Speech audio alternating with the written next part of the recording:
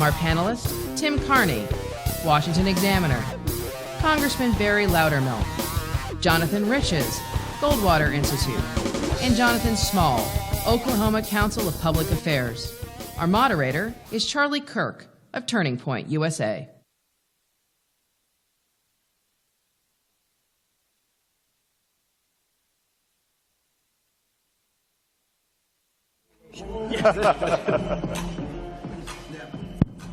Well, thank you. We're thrilled to be here today with four incredible panelists here to talk about why government essentially screws everything up. And so before we go any further, we're just going to start with some introductions.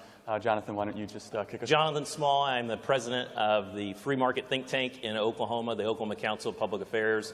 My passion is freeing the most vulnerable from government dependency. John Riches at the Goldwater Institute, named after the late, great Barry Goldwater. I'm the director of litigation at the Goldwater Institute, which means I get to sue bureaucrats for a living. I'm Barry Loudermilk. I represent Georgia's 11th Congressional District, named after the late, great Barry Goldwater. And let me say, actors dream of being on Broadway, musicians dream of performing Carnegie Hall. I'm living my dream of being on the stage at CPAC. Yeah, that's terrific. I'm Tim Carne. I am the commentary editor at the Washington Examiner and a visiting fellow at the American Enterprise Institute. And my favorite thing to do is expose and battle against cronyism and corporate welfare. Terrific. So I thought it would be kind of fun. You know, our organization, Turning Point USA, you see some of our young activists out there. We have an expression called big government sucks. So we take a very, I guess you could say, strong position on this matter. But we also have a booklet called 50 Wacky Ways the Government Wastes Your Money. So I thought it'd be fun to kick it off to the panel. What are some of the most crazy examples of government waste that you've encountered, whether on the state policy level, the national level? Just anyone who wants to take that. Congressman, why don't you go first? Well, there is so much. It's hard to wrap your arms around just one thing. But probably in the last 2 years I've been in Congress, the one that just struck me the most outrageous was the amount of money that one of our agencies, the Department of Homeland Security, paid over a 3-year period, paying employees to stay at home and not come to work. Up to $380 million was paid of taxpayer money to pay employees to stay at home and not work. And the reason is they have had disciplinary actions or they were under investigation, and it is so difficult to remove anybody from the federal payroll. It takes about 370 days to do that. So $380 million of your taxpayer dollars went to pay people to have up to, in one case, 2 years on the payroll without coming to work for a single day. You know, speaking of employees that were hired to do a job and get paid by taxpayers to do that job, but then do something else entirely, there's this practice called release time or official time. And this is where the government pays government workers, taxpayer-funded salaries, to go and do nothing but work exclusively for government unions. And while they work for those government unions, they do things like political activities, lobbying, recruit new members, negotiate higher salaries in their contracts, essentially enhance their power, all at taxpayer expense. This exists at the federal, state, and local level. Federal government alone spends about $150 million a year on release time. The Veterans Administration spends $50 million a year on release time. You all might remember the VA scandal. While veterans were literally waiting, and in some cases dying while they were waiting for care, the Veterans Administration was paying government workers to go and ride a union desk instead. You know, in Oklahoma, Barack Obama didn't win a single of the 77 counties. But, well, don't clap yet, because I'm about to tell you the horror story. We're actually implementing Obama's energy policy in Oklahoma. We literally pay wind companies over $100 million a year in subsidies. In fact, the state of Oklahoma had to borrow from other funds, general taxpayers' dollars, just to pay wind companies, all for a renewable portfolio standard that's crippling the state of Oklahoma. It's incredible. Tim? Well, I could go on about 1,000 things, like the ethanol mandate or the Export-Import Bank, but I think I'm going to throw out a regulation there, actually. This isn't spending. This is the government requires your sort of mutual fund companies to send you these prospectuses, which you never read and you all throw immediately into the trash. Obama's administration actually, and you can opt out of it, Obama's administration actually considered making it easier to opt out. They stopped because of the pressure they were getting from the envelope lobby. Literally, the envelope lobby and the paper lobby make so much money off of this mandate. It is literally waste. They are murdering trees to profit some industries, and it wouldn't be happening if not for big government regulation. The envelope lobby, I haven't heard that one before. So I want to get into kind of incentives. Why is it that government is so inefficient and inherently wasteful? And why is the private sector able to do it so much better? And while we're having these conversations with our friends and our family and trying to persuade people about the difference between free enterprise solutions and government waste, let's talk a little bit about the why. Why is government so wasteful? And no matter how hard we try to make it, the left always likes to say, well, we're just not running it right yet. Let's dive into no matter how many bureaucrats they have, no matter how many central planners, why is it government will always get it wrong and the private sector will always get it right? Congressman. Well, I think it's several factors. One, the government is too big. The government is too centralized and it's too empowered. And more importantly, it's trying to do things it was never designed or empowered to do. I think another thing you have to look at is how does it earn its revenue? It doesn't have to earn its revenue. It obtains its revenue basically by the point of gun or by the force of law, where the free enterprise or private institutions, they have to earn it. Even those who get government contracts, they have to perform to actually receive the money, where the government itself, it doesn't have to be frugal with taxpayer money. It doesn't have to look after it because it's somebody else's money. Jonathan. I agree with that. Daniel Webster said that the power to tax is necessarily the power to destroy. We see that every day in Oklahoma. I think the other thing is once government creates a program, new constituencies are created, special interests are created, and they're all about trying to continue their existence, not trying to help those that services are for. And so the incentives are all wrong for government because if you think about it, they never have to compete for the resources that they need. Yeah, I want to pile on that. I think that's exactly right. The special interests, people who are profiting from big government, are a huge part of the reason that government waste, that these wasteful programs stay in. You see it all over the place. The defense spending, when we talk about these hammers, these fighter jets that cost way too much, that's because of the military-industrial complex. It's not just the Pentagon's bad. There's vested interests in the waste. They have more say because they hire the former senator as their lobbyist, and so they have a lot more say. There's not really a powerful lobby for taxpayers, unfortunately. There is a powerful lobby for the people who are living off of the largesse of big government. And John, this is a problem for both parties, and I know Goldwater Institute has had the courage to stand up to both parties in Arizona and nationally. I want to talk a little bit about how this is not just a Democrat problem, but bipartisan, love of growing government, just different programs for different parties. It's a bipartisan issue, and I think it's just simply a problem with central planning. This is the fatal conceit that the government knows better than you do. And, when Boris Yeltsin came and visited the Johnson Space Center, it wasn't the space technology that amazed him. It was a grocery store that he visited right after that. And he went to the grocery store and he was amazed by the amount of things that were available from all different parts of the world at extremely low costs. And he compared that to a Soviet breadline. And what he recognizes, which what everyone in this room knows, the government doesn't have the information to make decisions for us, and it can't. Innovation can't be centrally planned. Prices can't be controlled by fiat. That's the role for markets. And when you have a bureaucrat in Washington trying to determine how many bananas are going to be consumed in Des Moines, it won't work because it can't work. And when the government tries to do those things, it fails. Yeah, absolutely, Congressman. This is the swamp. What we're defining here is what's been defined as the swamp. And for too long, Congress and a lot of organizations, we focused on killing alligators. But you can't kill the alligators till you drain the swamp to start with. That's a great point and a great segue to something I wanted to touch on, which one of the things I was most proud of that President Trump did right out of the gate was a federal hiring freeze.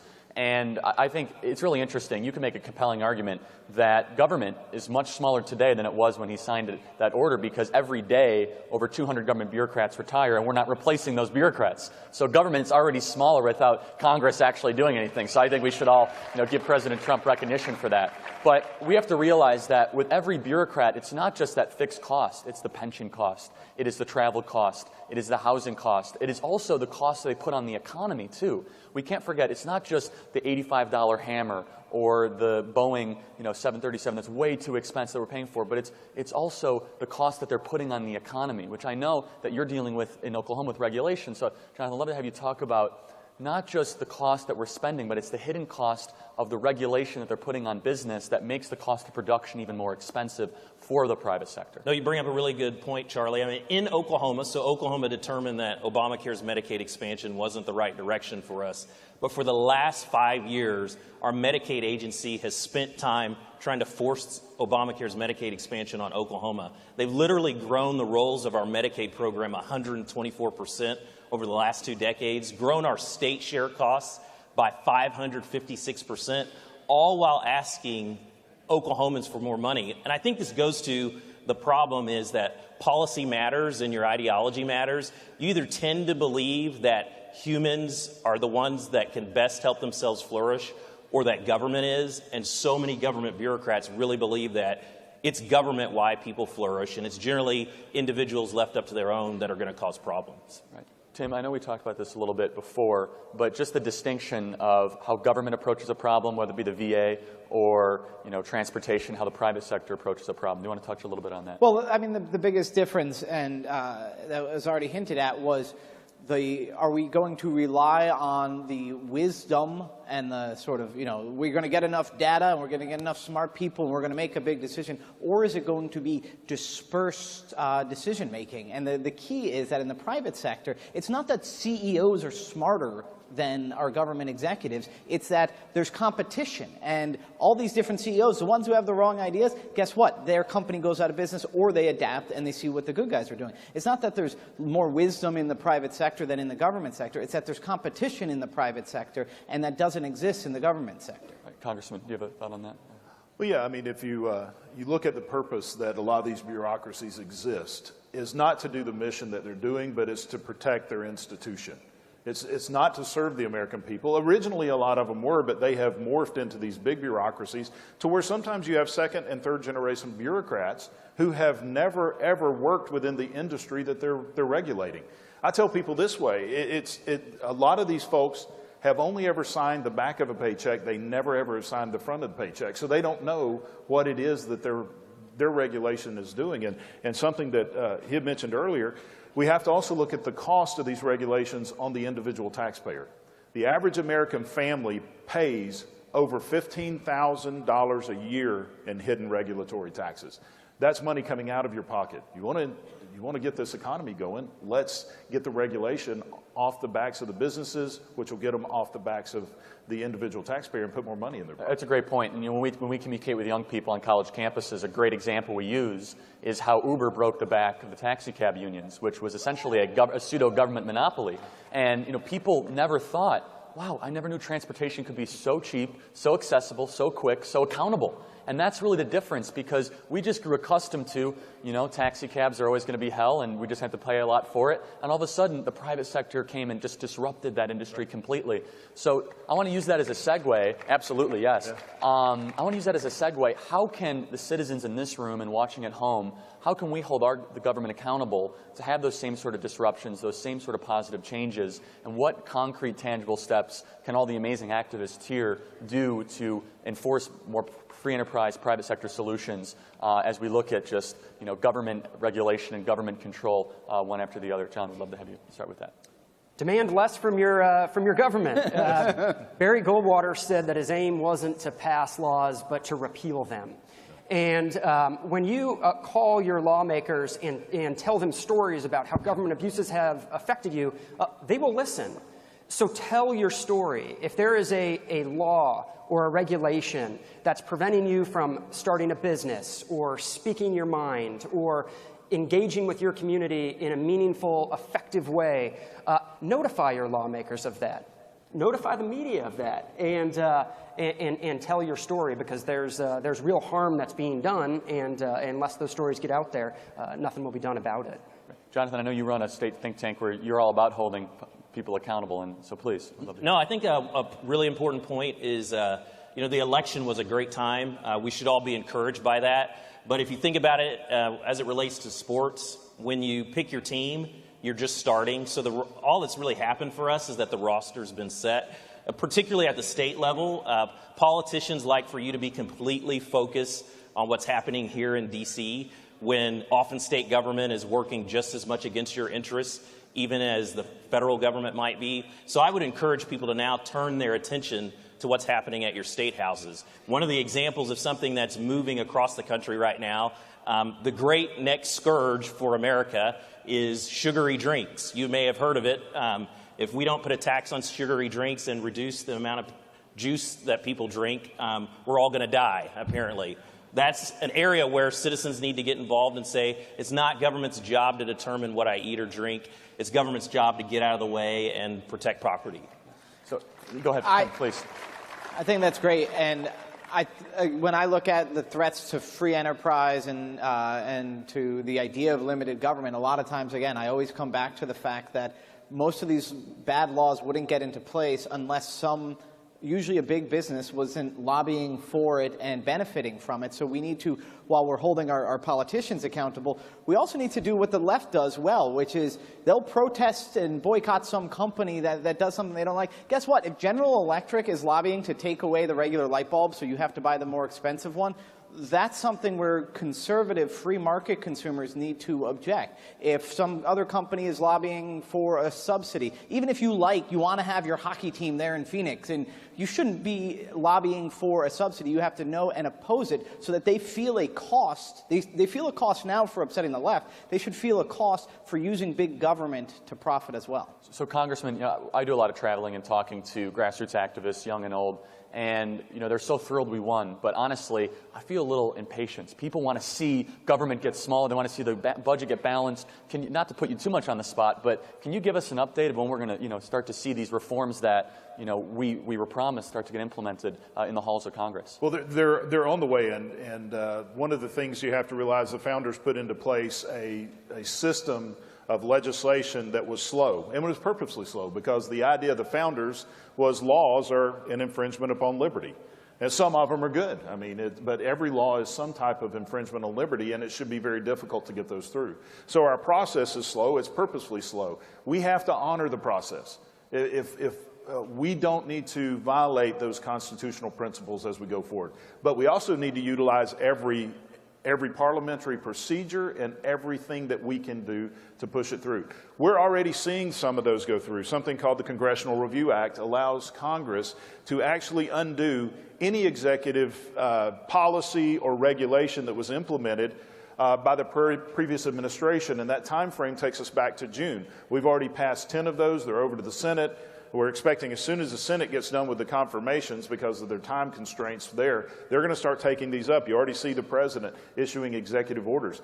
But one of the challenges we have in Congress is, over the decades, we've advocated our Article I powers. It's our responsibility to hold these regulatory agencies in check. And as I have actually chaired an oversight committee, I have a subcommittee. I've been frustrated by how much these agencies ignore subpoenas by Congress, because we don't have the tools to hold them accountable. That's why, as a member of the Article I project, we're working to regain those Article I powers so we can actually constrain the growth of this government. And where we need your help is get excited. We won. We're winning. We're finally winning. It's almost like we're still in a state of shock.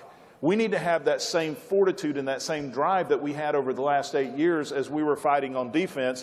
Now we have an opportunity to be on offense and share those stories. The left fights on emotion. We need to be able to fight on the same emotion, because we actually have the solutions that are right for America by putting the power back in the hands of the people. Well said. Thank you. So John, something I know that the Goldwater Institute fights a lot for is school choice and educational choice, and also in Oklahoma as well. I want to talk about this because this is a great example of government failure over the last 60 years that is, again, tying into this theme of cronyism. And something that I learned and I ran across coming from Chicago, this thing called a rubber room, which essentially is a physical building in downtown Chicago where they keep teachers that they cannot fire. So they've been so bad, sometimes have committed crimes, they have to put them in a physical building outside of the class. They report to there every single day. They get full pension, full salary, but there's such a disturbance to a student's educational future, they have to remove them from the classroom and put them, and you know what? The rubber room's turned into a rubber building. And this is an example of how right now government has failed our inner cities the last 60 years with these government-run schools. Talk a little bit about school choice, what this administration is trying to do through the nomination of Betsy DeVos, and how we can push back against this failure of government-run schools and an opportunity we have for the liberty movement moving forward. So here's the question, and here's the choice we have. Do you think that a number of government bureaucrats should be making decisions that are best for you and your family, or do you think that those decisions are best made around the kitchen dinner table? And when it comes to school choice, this is, for the first time in history maybe, an opportunity for people to make their own choices that would never be accessible to them. This allows people to get out of failing schools, to get out of the inner city, and to have access to real educational opportunities. And there is a variety of programs, mostly at the state level, and the federal government can do a lot in this regard. Educational savings accounts, vouchers. ESAs are a great program. This is where, rather than you just being relegated to attend the school that's in your zip code, you get a debit card. And rather than the state paying the cost of education in your zip code, it gives you and your family that money, and you can go and spend that at the school of your choice, whether it's public or charter or private or homeschooling. And, oh, by the way, if there's some money left over, maybe you could roll that over into college tuition and the like. So there's some very exciting developments in school choice. There's some real solutions. And if we really want to change education in this country, we really got to get behind a lot of these school choice programs. You know, Charlie, I might say, just talk about how important this issue is. The reason why the left opposed Betsy DeVos the most is because they want to keep trapped the most vulnerable in the indoctrination camps, if I can just go ahead and say it. And prevent them from having the opportunity to fully be empowered to stop generational poverty. That's the other area where we as a movement need to get involved at the local level. It's fascinating to me that it's okay for every other government service to allow choice, except for K through 12 education. That argument is inconsistent. If we truly care about the most vulnerable, we're going to work hard to get them out of a system that's not working for them and put them somewhere where they're going to be able to succeed. And that's why the left opposes that issue the most, because once they lose the ability to control the minds of our kids, they lose the ability to control the culture in the United States of America. That's really well said.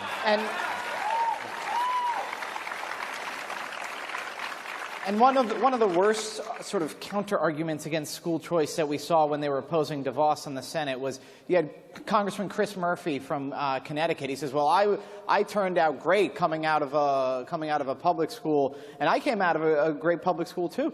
And what's the term the left uses? Check your privilege. I looked up where Chris Murphy went to public school. It was right down the road from Loomis Chaffee, the private school. So he went to the public school. Guess what? To live in that school district where Chris Murphy went to school, you have to be a lot wealthier than you do to send your kids to the Catholic school where I send my kids. So it is a privilege that it's a more walled, gated community, these really wealthy suburbs with really nice public schools. And what we're doing is we're threatening, if we offer a voucher, we're threatening to send in the deplorables from outside of that walled community into their public school. That's half of what they're afraid of. That's right. And I have to say one thing. The only reason Vice President Pence had to break that tie is because of two Republicans that were bought by the public sector teacher unions, Senator Collins and Senator Murkowski. And for those Republicans that are not on the right side of school choice, they got to go. I'm telling you right now, because I'm telling you right now, this is an issue that we can build broad consensus on. The fact that the vice president had to break a tie for the first time for a cabinet appointment because our own party won't stand for poor kids in poor cities. Those two senators, whoever's from Maine or Alaska, you got your work cut out for you. But anyway, so it's a great example, and you can see the passion for this issue because it cuts all across lines. You know, I went to a public school, in northwest suburbs of Chicago, but you know what? I look at some of the people that I went to high school with. Thankfully, it was a good public school, but I see other people across town that were in a good area. They should have had that opportunity to go to a better school. So, Congressman, talk a little about this issue and just in general how we can build these consensus around free enterprise solutions to communities we wouldn't otherwise be communicating with. Well, I think regarding your previous question, I think we need to also look at the cabinet appointees that Trump is making across the board. They're all people that understand what is wrong with the agencies of which they're going to be heading. And that's something in itself to be excited about. My parents always told me, you're known by the company you keep, and he's keeping some really, really good company that I think is one of the things that's going to head us in the right direction. We have to be very aggressive. Right now, We have a short time. We have a short window. This is the most incredible opportunity that Americans have had, not just conservatives, but when we implement our policies, every American will benefit from it. I don't care if you're the ones out there protesting, you're going to benefit from lower taxes. You could be some of those out there that are the thousands of people calling my office every day, saying the worst possible things that you could say to my staff employees. You will benefit from an improved education system. But we have to show the people that our values work, and that it's going to take a lot of work, but it's going to happen in a very short amount of time. We have basically 2 years to start turning the tide on this nation. And that's why we have to be very aggressive. I had our staff here this week. I said, this is the time that we go big, we go bold, or we just go home. Now is the time. And that's one of the reasons that we're pushing legislation like the Merit Act, which basically gets rid of this old policy of being able to get in the government, game the system, and stay on the payroll, even while you've been indicted for conspiracy, and you can stay on the government payroll. You got 7 to 14 days, you're gone. It's really well said.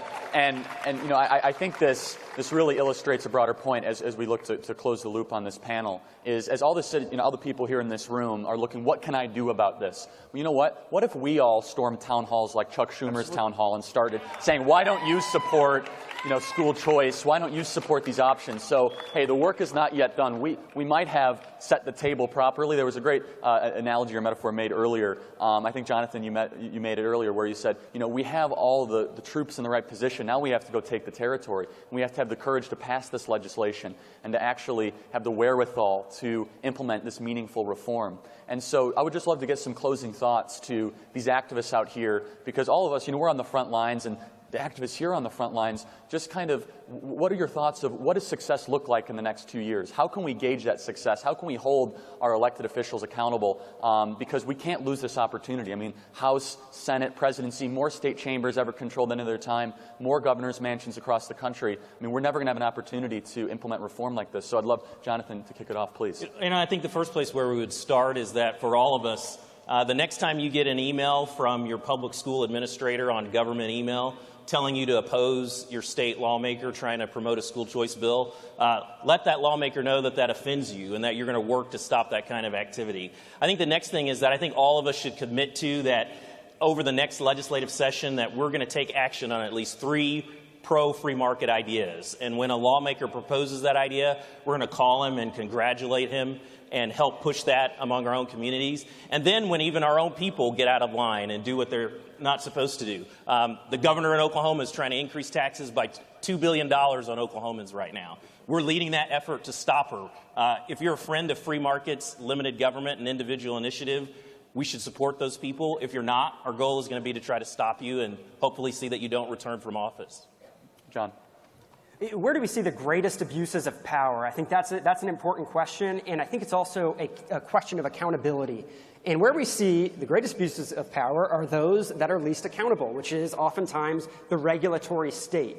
So you have a situation in our federal regulatory agencies, our state regulatory agencies.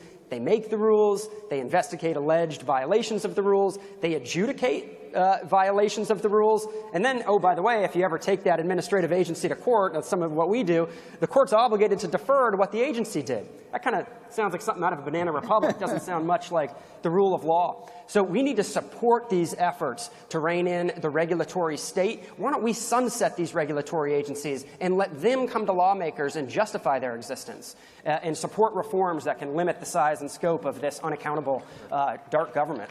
Congressman. Talking about these regulatory agencies, the EPA is one of the worst out there. It totally is off of its mission. It no longer cares about the environment. And I love the environment. I want to protect the environment. That's why I co-sponsored legislation to eliminate the EPA, because it needs to be replaced with a smaller agency that works with the states and Congress to determine what our policy is and let the states enforce it. That's how we protect our environment. But this is where you've become very important. You need to keep doing what you've been doing over the last 8 years. After we co-sponsored that legislation, my office, in a series of just a few days, received over 1,000 phone calls of some of the most abusive people calling. All but 5 were opposed to the legislation. we're going to keep going in the direction we're going, but if I'm in a very conservative district, I'm only getting 5 phone calls supporting what we're doing. Imagine what those in swing districts are getting. We need to make our voice just as loud as it's been over the last 8 years. My old boss was Bob Novak, the columnist, and one of the things he said was, he said as a general thing, not to all politicians as a class are up to no good. Another saying he liked to quote other people saying was, politics isn't about getting somebody to do the right thing for the wrong reason. It's about getting other politicians to do the right things for the wrong reason, for whatever reason they want. And so that means you have to make it painful for them to do the wrong thing. So everybody who came on this stage, every politician who came up here said, I'm a conservative, I'm with you, they will have different incentives than the rest of us. They will have things including industry lobbyists, including the polls, including their friends who are consultants. They will have people pulling them in the other direction. And this applies to President Trump as well. We need to be pulling on the other end of the rope, and that means we can't just go and say, we've got your back. No. We've got your back as long as you're marching in the right direction. Otherwise, you're gonna feel our bayonet at your back. That's well said. So, what a great panel, and I mean, for everyone out here, for now that we control the House and the Senate and the presidency, you know, for every 1 Democrat you hold accountable, hold 2 Republicans accountable, because if we don't get the job done, it's our fault. So with that, thank you so much. It was a wonderful discussing with you today, and please give it up for our wonderful panel again. So thank you so much. So.